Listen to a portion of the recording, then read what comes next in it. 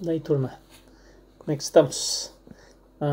Resolvi gravar um videozinho de uma revisão da petição inicial para vocês terem esse material, já que vocês têm as outras peças, que é importante para preparação para a prova e também na vida profissional de vocês, exame de ordem, enfim, tá? Será um vídeo breve, até porque nós já tivemos essa aula, né? Então, só uma revisão. Se vocês puderem pegar lá o Código de Processo Civil, artigo 319, a gente vai dar uma conversadinha a respeito daqueles requisitos e da estrutura da petição inicial, ok? Então, o 319 diz o seguinte: a petição inicial indicará o juízo a que é dirigido. Então, a primeira coisa que vocês vão fazer lá na parte de cima da petição de vocês é fazer o encaminhamento para o juiz competente. Vai contar, então, excelentíssimo senhor doutor, juiz da, conforme a competência. Vamos imaginar que é justiça comum, da tracinho, vara civil da comarca de tal. Esse endereçamento que se diz, de acordo com a competência, vai se dar, como eu já mencionei, a questão da competente. Qual o juiz que é competente para julgar aquele tipo de processo, aquela matéria, enfim. Então vocês têm que ir lá no capítulo da competência estudar bem a respeito disso. Tem a competência federal, tem competência estadual, tem o juizado especial, o juizado da fazenda. Então vocês têm que estudar a questão da competência para saber qual o juiz que vai ser dirigido. Mas invariavelmente vai ser excelentíssimo senhor doutor, juiz da, e vai se estabelecer para onde vai ser encaminhado. Certo? Então tomem cuidado com isso. Na nossa prova, vocês procurem ver, analisar no primeiro momento qual é a vara que vai, qual é o juízo competente para analisar o pedido, enfim, instruir o processo e dar uma sentença ao final.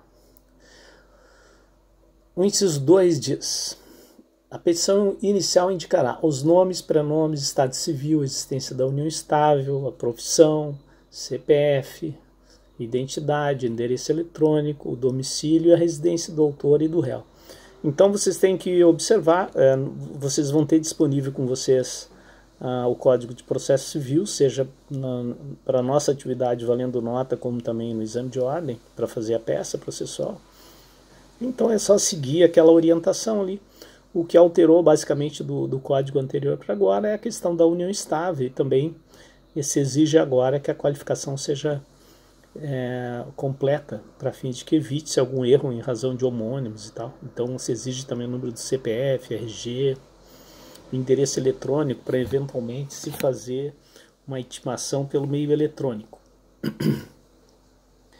Fato e fundamentos jurídicos do pedido.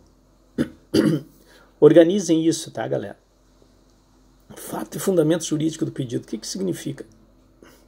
Bom, os fatos, aquilo que aconteceu, que determinou que vocês buscassem a via judicial para resolver aquela demanda. Então, os fatos é aquilo que aconteceu. Vocês organizem em ordem cronológica, como se tivesse, porque é uma narrativa. Então, vocês vão organizar de forma cronológica, porque para quem lê é muito mais tranquilo, né, galera? Não comecem a história pelo meio, pelo fim, comecem do início, desenvolvam e concluam. Claro que em se tratando de uma petição inicial, em que vocês vão fazer um pedido ao final, esse pedido vai ter que ter um fundamento jurídico, tem que ter um embasamento legal, ou seja, vocês não estão pedindo simplesmente por pedir alguma coisa que não tenha fundamento. Vocês não vão pedir um uso capião de um terreno da lua. A questão tem que ter um fundamento jurídico para aquilo que vocês estão pedindo. E esse fundamento jurídico não é só a questão da legislação, doutrina e jurisprudência, mas também de que aquele direito que vocês estão reivindicando estão amparados pela legislação. Então, quando vocês organizarem os fatos, os fundamentos jurídicos do pedido, vocês vão fazer a narrativa dos fatos, o que aconteceu, vão argumentar o porquê que vocês têm direito a uma determinada, vamos imaginar, uma indenização, e qual o fundamento jurídico do pedido, ou seja, onde a legislação estabelece que, tendo acontecido aquilo, vocês têm direito a determinada coisa. Outra fonte importante também é a questão da jurisprudência, porque, via de regra, esses processos, principalmente os mais complexos, eles vão acabar no tribunal e depois no Tribunal Superior. Então é importante vocês olharem a jurisprudência a respeito do assunto, a orientação jurisprudencial a respeito disso. Cuida com os precedentes também, que é uma fonte bem importante de pesquisar, ver se aquela matéria já não foi objeto de um precedente. Então, o fato e fundamento, a narrativa organizada e cronológica dos fatos, a argumentação do porquê que vocês têm direito, a questão do fundamento jurídico, aí também a questão da legislação, doutrina e jurisprudência a respeito da matéria, e depois vocês vão fazer a conclusão fechando aquele texto daquele capítulo. Então vocês vão dizer assim, conforme se vê, o autor tem direito a um determinado pedido, aí depende, tem que ver o caso concreto.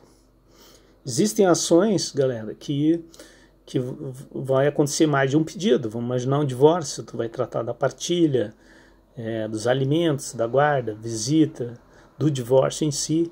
Então, para cada capítulo desse, vocês vão fazer ele diferenciadamente, vocês não vão colocar tudo junto. Então, do divórcio, vocês vão falar, então, o tempo que viveram, o regime de bens, que não deu mais para viver juntos, que pretende o divórcio, qual o fundamento jurídico para isso, e depois concluir. Dos alimentos, mesma coisa. E por quê? Por que tem que fazer capítulos diferentes, galera? Porque o fundamento jurídico e os fatos são diferentes. O que determina que a pessoa tem que pagar alimentos é diferente do divórcio.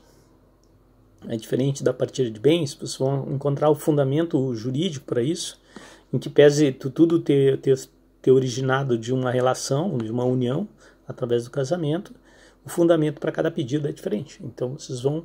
E para quem lê e para quem tem que analisar, os capítulos colocados separadamente fica muito mais tranquilo de ser analisados, tá, galera? Então, para cada capítulo, vocês vão criar essa estrutura. A narrativa dos fatos, o fundamento jurídico com a argumentação, legislação, doutrina e jurisprudência e a conclusão. Certo? O inciso 4 fala dos pedidos e suas especificações. O juiz está restrito a atender aquilo que vocês pedirem. Então, se vocês fizerem uma bela petição inicial, com todo o fundamento jurídico, mas no momento de pedir vocês não pedirem, o juiz não tem como atender. Então, cuidem. Os pedidos, eles podem ter vários pedidos em uma ação só. E podem ter pedidos alternativos também. Por exemplo, um divórcio, quando tu pede, vai dizer, ante o exposto, requer a procedência dos pedidos, tá, galera? Não da ação. Procedência dos pedidos para que decrete o divórcio, dissolvendo em definitivo o vínculo conjugal. Sejam partilhados os bens na razão de 50% para cada um, cabendo a fulano, vocês podem fazer aí uma sugestão de partilha. Julgado procedente em relação aos alimentos, fixando alimentos no valor de tal e tal e tal e tal. Uma coisa importante em relação aos pedidos, galera. Sempre que tiver um pedido de liminar, vocês vão colocar lá na letra A. Liminarmente, porque é a primeira coisa que o juiz vai apreciar. Outra recomendação que eu coloco em relação a liminar, coloquem ela no último capítulo antes do pedido. Porque daí o juiz já leu toda a inicial e parte dos fundamentos que vocês vão utilizar para fazer o pedido de liminar está justamente... o que eu falei? O pedido liminar ao final, porque muitos dos argumentos que vocês utilizaram no mérito, o juiz também vai utilizar para analisar a liminar de vocês. A plausibilidade do direito, muito provavelmente, vocês já explanaram anteriormente. E na liminar, vocês vão cuidar mais da questão da urgência de ser deferido aquele pedido o mais breve possível. Também a questão do valor da causa. Toda a causa tem que ter um valor. Vocês estudem lá no capítulo de como se atribui o valor da causa, tá, galera? Não tem nesse espaço curto de tempo eu dizer para vocês cada valor da causa, cada ação. Mas cada uma delas obrigatoriamente tem que ter, porque ela pode determinar a questão da competência, a questão dos honorários, né? Então é importante e é um requisito essencial que vocês coloquem, então, também o valor da causa. As provas que pretendem produzir, ou seja, na inicial vocês vão já colocar quais as provas que vocês querem produzir no processo. Para cada processo vocês conseguem imaginar basicamente, né, do que vai exigir a instrução, o que vocês vão ter que vão ter que provar no curso do processo. Mas o normal, o corriqueiro, é a gente colocar a prova testemunhal, documental e o depoimento pessoal. Se for uma situação que eventualmente vocês acham que precisa de uma perícia, já coloca a pericial. Mas de qualquer sorte, mais adiante vai ser oportunizado que vocês indiquem também mais especificadamente qual a prova que vocês pretendem produzir. Mas é requisito, então vocês devem colocar assim quais as provas que vocês querem produzir. Outra exigência que se faz também é a questão da audiência, tá, galera? Então, sempre que vocês ajuizarem uma ação, vocês vão ter que manifestar se tem ou não interesse na realização da audiência de conciliação. Essa foi uma inovação no CPC que exige que efetivamente vocês indiquem questão de principiológica, de que deve sim sempre oportunizar as partes que se chegue no entendimento antes mesmo de ela ter que contestar a ação, né? E é uma medida muito boa, porque imagino que o advogado teria que contestar todo o processo, fazer todo e toda a animosidade que se cria em torno disso, né? Tendo que entrevistar o seu cliente, falando de detalhes e tal, que podem ser evitados se eventualmente numa primeira audiência já se consegue um acordo. Certo? Eu espero que eu tenha ajudado vocês. Existe a sala de interação ali e vocês podem eventualmente tirar dúvidas também. A gente pode conversar a respeito da petição inicial. Tá ok? Grande abraço, se cuidem. Se preparem para a prova, tá, galera? Vai ser nessa quinta-feira. Eu vou publicar esse material e avisar vocês direitinho, mas ó, se preparem, se cuidem. Grande abraço. Falou? Beijo.